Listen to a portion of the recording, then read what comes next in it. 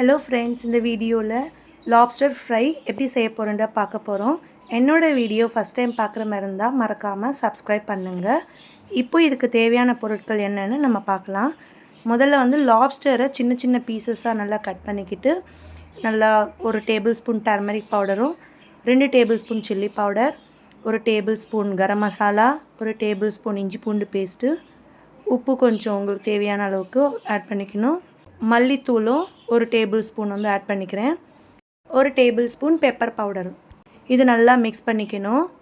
Mix பண்ணிவிட்டு நல்லா ஒரு கடாயில் வந்து ஒரு 2 தேக்கரண்டி ஆயில் ஆட் பண்ணிவிட்டு நல்லா இந்த லாப்ஸ்டர் துண்டு எல்லாமே நம்ம வந்து ஃப்ரை பண்ணிக்கணும். ஸோ நம்ம எந்த தண்ணியையும் ஆட் பண்ண தேவையில்லை.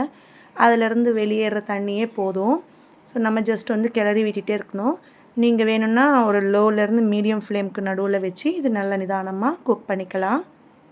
இது நல்லா வந்து அப்படியே விட்டுட்டிங்கன்னா அது பாட்டுக்கு தண்ணி எல்லாம் வெளியில் வந்து அதுக்கப்புறம் நிதானமாக அதுவே ட்ரை ஆகிடும். ஸோ ட்ரை ஆனதுக்கப்புறம் அதை அப்படியே எடுத்து நம்ம ஒரு கிண்ணத்தில் வந்து எடுத்து வச்சுக்கணும்.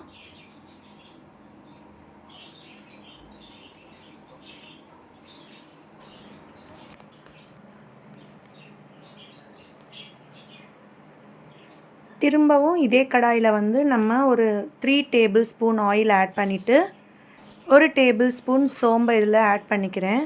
இது நல்லா பொரித்து வந்ததுக்கப்புறம் ஒரு 2 பெரிய சைஸு வெங்காயம் இந்த மாதிரி நீட்டாக கட் பண்ணி வச்சுருக்கேன். ஸோ இதில் போட்டு அப்படியே ஒரு கொஞ்சம் கருவேப்பிலையும் போட்டுட்டு நல்லா கொஞ்சம் மீடியமாக வதங்கி வந்ததுக்கப்புறம் இதுக்கு நடுவில் வந்து நம்ம ஃப்ரை பண்ணி வச்சுருந்த லாப்ஸ்டரையும் இதில் போட்டு ஆட் பண்ணி நல்லா ஒரு 5 நிமிஷம் மீடியம் ஃப்ளேம்லேயே அப்படியே நல்லா ஃப்ரை பண்ணிக்கணும்.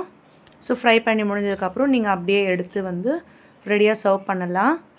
இதே மாதிரி உங்கள் வீட்லேயும் டேஸ்டியாக இதை போல் செஞ்சு பாருங்கள் ஃப்ரெண்ட்ஸ்.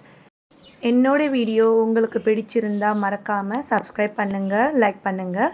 தேங்க்ஸ் ஃபார் வாட்சிங். Take care. பாய்.